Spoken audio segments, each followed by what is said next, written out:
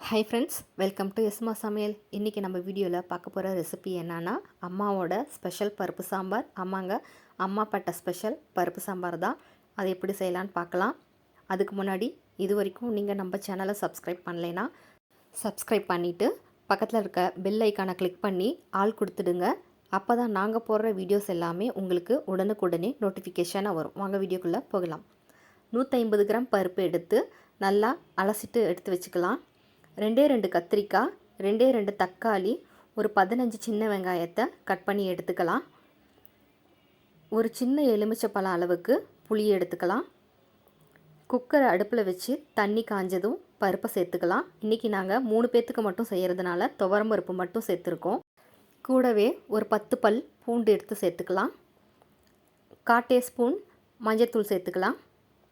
கொஞ்சமாக விளக்கெண்ணெய் சேர்த்துக்கலாம். அப்போ தான் பருப்பு வேகும் போது பொங்கி வராமல் இருக்கும். பாருங்கள், பருப்பு நல்லா குழையாக வெந்து வந்துடுச்சு. இப்போது குழம்பு சட்டியில் நம்ம வேக வச்ச பருப்பை சேர்த்து நல்லா கடைஞ்சி விட்டுக்கலாம். பருப்பு நல்லா கடையிறதுக்காக கொஞ்சமாக கல்லுப்பு சேர்த்துக்கலாம். பருப்பு கடைஞ்சதுக்கப்புறமா ஸ்டவ்வில் பாத்திரத்தை வச்சு அதில் கத்திரிக்காய், கட் பண்ணி வச்ச தக்காளி, கூடவே நறுக்கி வச்ச சின்ன வெங்காயத்தை சேர்த்துக்கலாம்.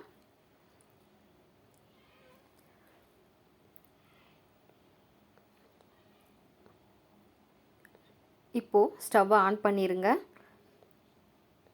இது கூட நம்ம சாம்பாருக்கு தேவையான சாம்பார் பொடி 1/2 டீஸ்பூன் அளவுக்கு சேர்த்துக்கலாம்.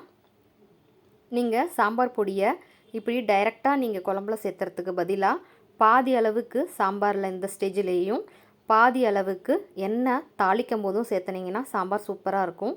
பாருங்கள், சாம்பார் நல்லா கொதிஞ்சு கத்திரிக்காயும் நல்லா வெந்து வந்துடுச்சு. இப்போ இது கூட நம்ம கரைச்சி வச்ச புளி தண்ணியை சேர்த்துக்கலாம்.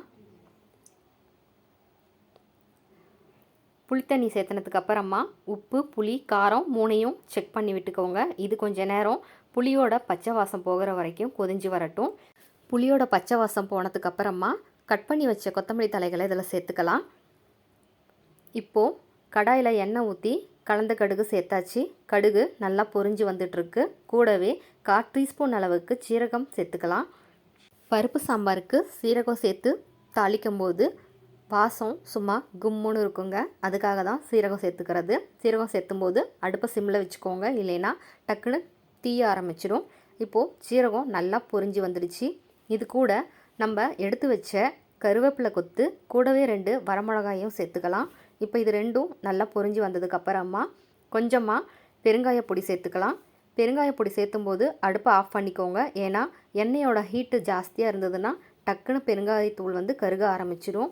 அதுக்காக அடுப்பை ஆஃப் பண்ணி வச்சுட்டு பெருங்காயத்தூளும் 1/2 டேபிள் ஸ்பூன் அளவுக்கு சாம்பார் பொடியும் சேர்த்துக்கலாம். இதை இப்போது எண்ணெயிலேயே நல்லா கலந்து விட்டுக்கலாம்.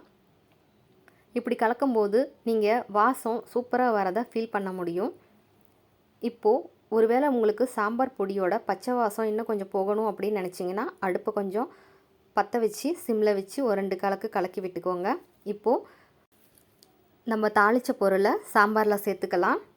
சாம்பாரில் சேர்த்துனதுக்கப்புறமா 1 நிமிஷம் மட்டும் கொதிய விட்டு பாத்திரத்தில் மாற்றி கொஞ்சமாக கொத்தமல்லி தலையை சேர்த்துக்கலாம். இப்போது நம்மளோட அம்மாப்பேட்டை பருப்பு சாம்பார் சூப்பராக ரெடி ஆகிடுச்சுங்க. இது சாப்பிட்றதுக்கு ரொம்ப டேஸ்ட்டாக இருக்கும். இந்த வீடியோ உங்களுக்கு பிடிச்சிருந்ததுன்னா லைக், ஷேர், சப்ஸ்கிரைப் பண்ணுங்கள்.